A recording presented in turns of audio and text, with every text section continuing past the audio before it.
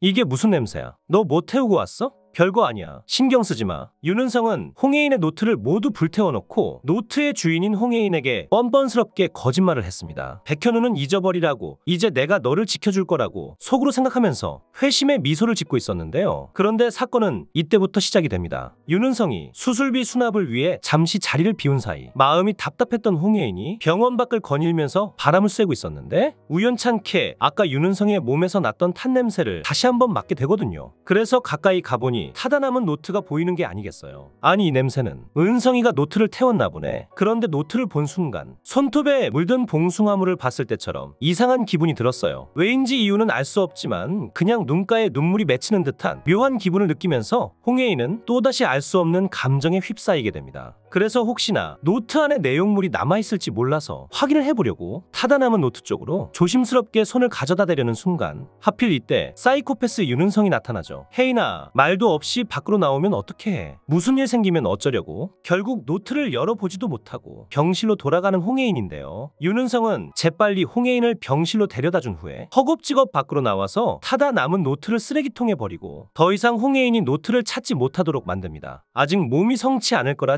지레짐작하여 혼자 나와서 노트를 목격할 거라고는 꿈에도 생각하지 못했는데 하마터면 대형 사고가 일어날 뻔했죠. 겉표지는 완벽히 타버렸지만 노트의 안쪽은 타지 않은 부분이 약간 남아있었거든요. 그런데 너 손은 어쩌다 다친 거야? 아, 이거 너 구하려다가 다쳤지 뭐. 홍혜인은 수술에 들어가기 직전에 백현우가 자신을 구하려고 차량 유리를 손으로 부쉈던 일까지 노트에 적어 넣었는데요. 홍혜인의 노트를 훔쳐봤던 덕분에 윤은성은 사전에 붕대까지 손에 감아둔 상태였습니다. 홍혜인에게서 백현우를 지원하겠다는 놈이 백현우의 흉내를 내고 있는 웃긴 상황이었죠. 하지만 그럼에도 불구하고 홍혜인의 머릿속에는 여전히 타버린 노트가 생생하게 남아있었어요. 백현우를 생각하는 마음을 담아 소중하게 써내려간 노트여서 그런지 머릿속으로는 잊혀졌어도 노트를 적었던 그 마음만큼은 잊혀지지 않았던 겁니다. 그래서 도저히 안 되겠다 싶어 불이 났게 그곳으로 다시 달려가 봤지만 유감스럽게도 윤은성이 한 발 빠르게 치워버려서 노트의 흔적을 찾아볼 수가 없었는데요. 아까까지만 해도 있었는데 금세 누가 치워버렸나 보네. 결국 어쩔 수 없이 또다시 병실로 돌아온 홍혜인. 기적적으로 목숨은 건졌지만 눈앞이 정말 깜깜했습니다. 깨어나 보니 처음 보는 남자가 자신의 남자친구라고 주장하고 있질 않나. 주위를 둘러봐도 전부 독일 사람들 뿐이고 아는 사람들이 아무도 없었으니까요. 윤은성이 백현우와의 관계를 끊어버리기 위해 핸드폰을 초기화시켜버린 탓에 핸드폰에 있는 연락처도 단 한 개도 남아있지 않았기 때문에 세상에 혼자 떨어져 있는 것만 같은 기분이었는데요. 하지만 아무리 해마가 소실됐다고는 해도 봉숭아물이 든 손톱을 보고 갑자기 홍혜인이 눈물을 흘렸던 것처럼 수술하기 전의 기억이 아주 미세하게 남아 부분 조각처럼 남아있었습니다. 백현우가 어떤 사람인지는 기억하지 못해도 백현우라는 이름 3글자만큼은 기억하고 있는 것처럼 말이죠. 결국 홍혜인은 부분으로 존재하는 기억의 실마리를 찾기 위해 혼자 외출하기로 마음먹었어요. 윤은성에게 말하면 당연히 안 된다고 말할 게 뻔하니 윤은성 몰래 혼자만 나가기로 합니다. 프랑크푸르트에 병원이 있었기 때문에 병원 주위에 명소를 둘러보는 홍혜인인데요. 그런데 아시다시피 프랑크푸르트에는 자물쇠가 걸려있는 다리 아이젤러가 있는 곳이잖아요. 아이젤러 다리는 백현우와 홍혜인이 이곳으로 신혼여행을 왔을 때 함께 자물쇠를 걸었던 추억의 장소이기 때문에 홍혜인은 다리에 걸려있는 자물쇠를 보자마자 그 자리에서 멈춰섭니다. 아니 이건 하지만 역시나 또렷한 기억은 없었던지라 잠깐 멍하니 쳐다보다가 그냥 지나칠 수밖에 없었죠. 같은 시각 윤은성은 한 변호사와 쉘컴퍼니 지분 매입과 관련하여 잠시 전화를 나누고 병실로 들어왔는데 홍혜인이 없어진 것을 보고 그야말로 난리가 나버렸어요. 부랴부랴 홍혜인에게 전화를 걸어보는데 계속 전화를 받지 않자 하는 수 없이 윤은성은 무작정 밖으로 나가서 홍혜인을 찾기 시작하는데요. 그런데 결국 윤은성이 없는 사이 예기치 못한 사건이 터져버립니다. 홍혜인이 타고 있던 차량이 불에 타고 있는 걸 본 백현우가 창문을 주먹으로 깨부수던 모습을 옆에서 목격한 독일인 남성이 있었는데 우연찮게 홍혜인이 이 남자와 마주치게 된 거예요. 오늘은 남자친구분이랑 안 오셨네요. 저를 아세요? 그럼요. 얼마 전에 죽을 뻔했던 분이잖아요. 남자친구분이 맨손으로 방탄유리를 깨부수는데 깜짝 놀랐다니까요. 혹시 윤은성을 말하는 건가 싶어서 핸드폰에 윤은성이 의도적으로 넣어놓은 커플 사진을 보여주는 홍혜인. 이 사람 말하는 건가요? 아니요, 이 사람 아니었어요. 이 이 사람이 아니었다고요. 홍혜인은 여기서부터 조금 이상함을 느꼈습니다. 분명히 윤은성도 손에 붕대를 하고 있었고 자신을 구하려다가 손을 다쳤다고 했는데 남자친구인 윤은성이 유리를 깬 게 아니라면 도대체 누가 깬 건지 당연히 이상할 수밖에 없었죠. 그런데 바로 그때 이 독일인 남성이 그때 당시 촬영했던 사진을 보여주는데요. 이거 보세요. 당신을 위해 차유리를 깬 사람은 이 사람이에요. 홍혜인은 사진 속에 있는 백현우의 얼굴을 보자마자 가슴이 철렁 내려앉는 듯한 기분을 느낍니다. 윤은성이 했던 말에 따르면 나를 배신했던 스토커에다가 살인용의자라고 했는데 불쾌함은커녕 가슴이 미어지는 듯한 기분이었거든요. 그러자 백현우의 이름을 반복해서 중얼거려보는 홍혜인. 결국 홍혜인은 도대체 백현우가 어떤 사람인지 자신의 눈으로 직접 확인해보기로 하는데요. 기억을 잃었어도 기본 성격이 있는데 윤은성에게만 의지할 홍혜인이 아니었죠. 그렇게 프랑크푸르트 경찰에 연락을 하여 최근에 체포된 사람 중에 백현우라는 사람이 있나 수소문을 해보니 다행히 프랑크푸르트에 있는 구치소에 수감 중이었는데요. 백현우는 누군가 자신을 보기 위해 면회를 왔다고 하여 혹시 가족들이 독일까지 달려온 게 아닐까 잠시 생각해봤는데 자신의 눈앞에 서 있는 홍혜인을 보자마자 화들짝 놀라고 맙니다. 아니 혜인이 너가 여기 어떻게? 홍혜인은 혼신의 힘을 다해 눈물을 참아보려 했지만 그냥 자신도 모르게 백현우를 보자마자 눈물이 흘렀어요. 아니 왜 이렇게 눈물이 나는 거지? 아무 기억도 없으니 그저 백현우에게 배신을 당해서 흐르는 눈물일 거라 추측만 할 뿐이었는데요. 그렇게 가까스로 마음을 진정시키고 백현우에게 말을 걸려고 하는데 붕대가 감겨있는 백현우의 손을 보고 사진을 보여줬던 독일인 남성의 말이 사실이라는 걸 바로 깨닫게 되죠. 당신이 백현우구나. 살인용의자라고 하던데 생긴 건 말끔하게 생겼네. 백현우는 홍혜인의 말을 듣자마자 수술로 인해 자신을 기억하지 못한다는 사실을 바로 인지할 수 있었습니다. 그 어떤 말을 해도 윤은성이 주입한 거짓 기억을 토대로 잘못 받아들일 것이 불보듯 뻔했기 때문에 준비해왔던 딱 한마디를 홍혜인에게 건넵니다. 혜인아, 지금 내가 하는 말을 믿기 힘들겠지만 딱 한 가지만 부탁할게. 이 주소가 내 오피스텔인데 여기에 가보면 내가 너한테 남긴 메시지가 있어. 그걸 꼭 봐줘. 우린 다시 만날 거야. 난 지치지 않고 계속 네 옆에 있을 거거든. 그렇게 홍혜인은 백현우가 건네준 쪽지를 받고 다시 병원으로 돌아가는데요. 돌아가는 와중에 속으로 생각했습니다. 어쩌면 윤은성이 했던 말과는 다르게 백현우와의 사이가 나쁘지 않았을지도 모른다고 말이죠. 그리고 한편으로는 조금 무섭다는 생각도 들었어요. 날 구하려고 차유리를 깬 사람도 알고 보니 백현우였고 백현우가 스토커의 살인용의자도 아니라면 윤은성의 말이 모두 거짓말이 되는 거니까요. 일단 그 누구의 말도 믿을 수 없으니 윤은성 앞에서는 자신이 의심하고 있다는 사실을 일단은 티내지 않기로 합니다. 윤은성은 마치 자신이 홍혜인의 남편이라도 되는 것 마냥 말도 없이 외출한 홍혜인이 돌아오자 노발대발 화를 내는데요. 그렇게 얼마간의 시간이 흐르고 회복 기간을 마친 홍혜인이 드디어 한국으로 귀국했어요. 가족들이 출국 금지로 병문안을 가지 못했다는 사실도 모르고 홍혜인은 윤은성의 가스라이팅에 완전히 속아서 공항에 마중 나온 가족들을 경계했고 윤은성과 모슬이가 있는 곳에서 지내기로 하는데요. 윤은성이 밀린 업무를 처리하기 위해 집을 비운 사이 홍혜인이 가장 먼저 달려간 곳은 백현우가 쪽지에 적어줬던 백현우의 오피스텔이었습니다. 아무리 윤은성이 백현우를 두고 스토커라고 가스라이팅을 해서도 백현우를 봤을 때 느꼈던 홍혜인의 감정은 속일 수가 없었기 때문에 홍혜인은 자신의 감정을 믿고 백현우의 오피스텔에 가보는데요. 오피스텔 탁자에는 백현우가 말했던 캠코더가 올려져 있었죠. 이혼까지 한 사이에 무슨 메시지를 남겨놨다는 거야. 캠코더의 재생 버튼을 누르기 위해 조심스럽게 손을 가져다 대보는 홍혜인. 그런데 영상을 보자마자 당연히 눈물을 흘릴 수밖에 없었습니다. 눈을 뜨자마자 입에서 처음 나왔던 백현우란 세 글자는 알고 보니 자신이 가장 사랑하는 사람의 이름이었던 것. 홍혜인은 하염없이 눈물을 흘리는 백현우의 모습을 보고 백현우에 대한 기억을 모두 떠올린 것이죠. 그런데 바로 그때 하필 또 윤은성한테 전화가 옵니다. 혼자 외출했다는 얘기를 전해 듣고 어디 도망갔을까 싶어 전화한 것이었는데요. 홍혜인은 자신을 감쪽같이 속인 윤은성에게 분노의 치를 떨 수밖에 없었어요. 편성욱 살인 혐의로 백현우가 잡혀간 것도 윤은성의 지심이 확실했고 가족들까지 기억에서 지워버리려 했던 걸 생각하면 가라 마셔도 시원치 않을 정도였습니다. 또 어딜 나간 거야? 아직 의사가 회복 기간이라고 함부로 돌아다니면 안 된다고 그랬잖아. 그러자 홍혜인이 차오르는 분노를 간신히 억누르고 다음과 같이 말합니다. 지금 어디야? 우리 만나자. 내가 거기로 갈게. 여기 회사야. 홍혜인은 회사 직원들이 보는 앞에서 윤은성이 개망신을 당하게끔 만들겠다고 다짐했어요. 한 사람을 완전히 바보로 만들었는데 이 정도 수모쯤은 당연히 감수해야 한다고 생각했죠.